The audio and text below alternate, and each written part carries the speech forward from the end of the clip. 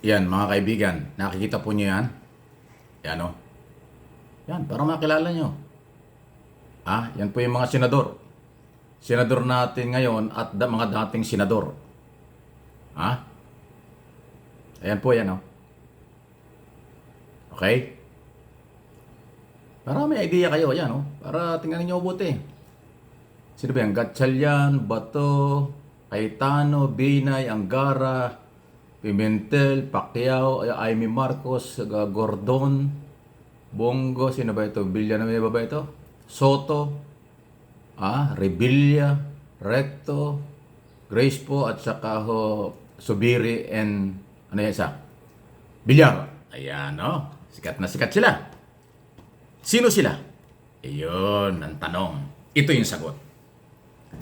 Sila po ang mga dating senador at kasalukuyang senador na pumayag sa operation ng POGO. Ano ba yan? Philippine Offshore Gaming Operation. POGO under PAGCOR. Sa nakaraang administrasyon under former President Duterte. Sila po yun. Ayan. Di ba? Okay. Hindi ko po sinabing mali ang kailang ginawa. Kaya ko lang pinapakita yan, sila po yung mga personalidad sa Senado na pumabor. At ngayon, napumutok na ang maraming kaduda-duda. Maraming illegal activities. Kahit sinasabi ni Gatchalian na talagang marami na.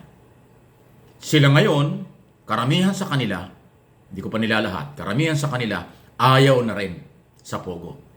Nung dati, sumuporta sila sa nakaraang gobyerno, ngayon ayaw na rin nila dahil nakita nila.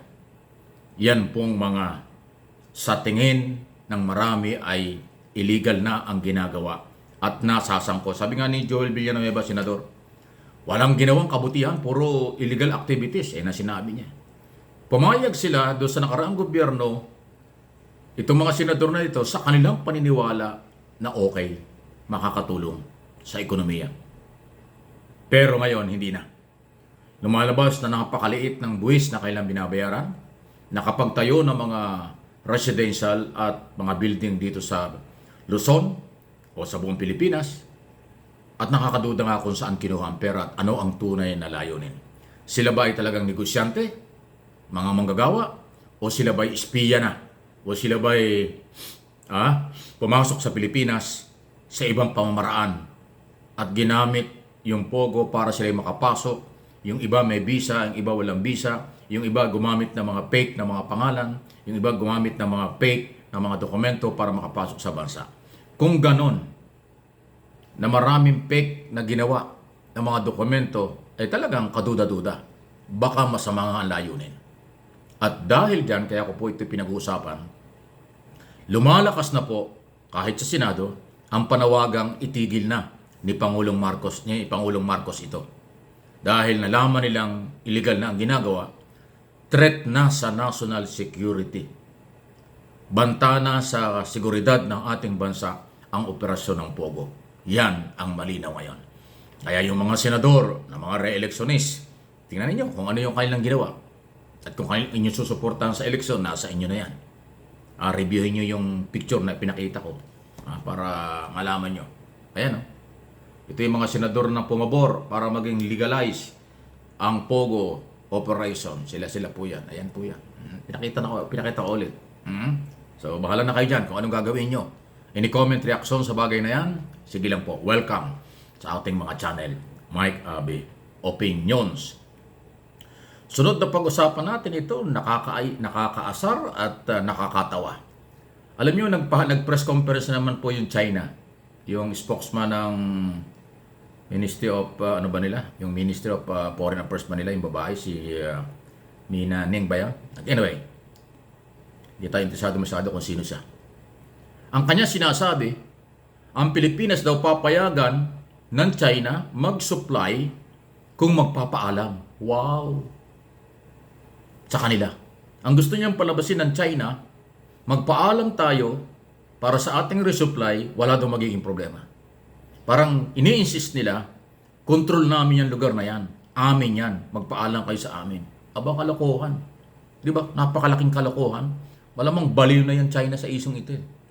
Amin yan eh. Exclusive economic zone. May international law na pinagbabasihan at mayroong Philippine law pinagbabasihan. Tapos sasabihin nyo magpapaalam. Hindi gagawin ng Pilipinas yan. Kasi pag ginawa ng Pilipinas yan, admission, nasa inyo yan. Ibig sabihin, tatanggapin ng Pilipinas, nasa inyo yan, kaya kami magpapaalam para sa resupply sa aming BRP, Sierra Madre, sa aming mga Pilipinong mangingisda. Isang napakalaking kalokohan ang pinaggagawa talaga ng China.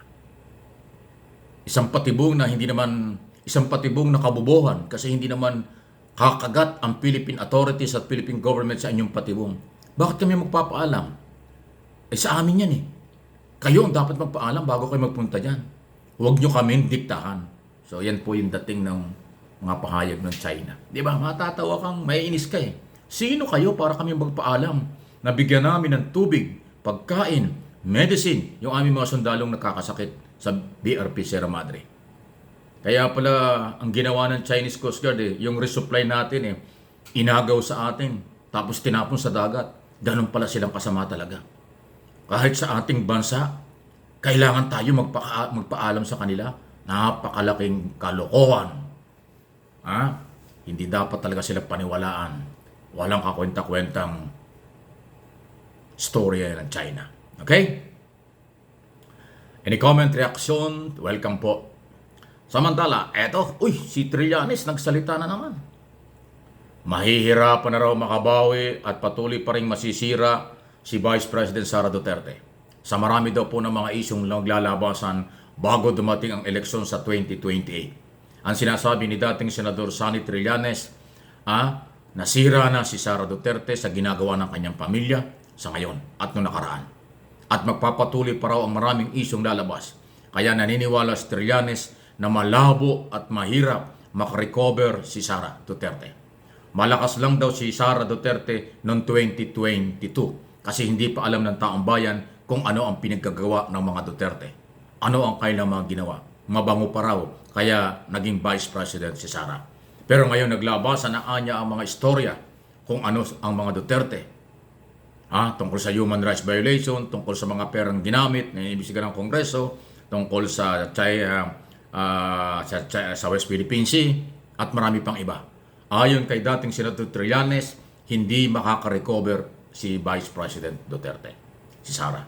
At malabo na daw na magtagumpay ito sa kanyang mga pangarap, plano sa 2028. Yan ang sinasabi ng dating senador. Hindi po ako may sabi niyan makinig kayo mabuti. Pagka ako nagsasalita ng ganito, ang sinasabi niyo, binabanatan ko ang mga Duterte. Hindi po. Balita lang ito. Balita lang. Ang pinanghuhugutan ay si Trillanes na malayang magsalita kasi siya ay isang sibilyan na ngayon. O kayo ba'y naniniwala sa sinasabi ni Trillanes? Mag-comment po kayo.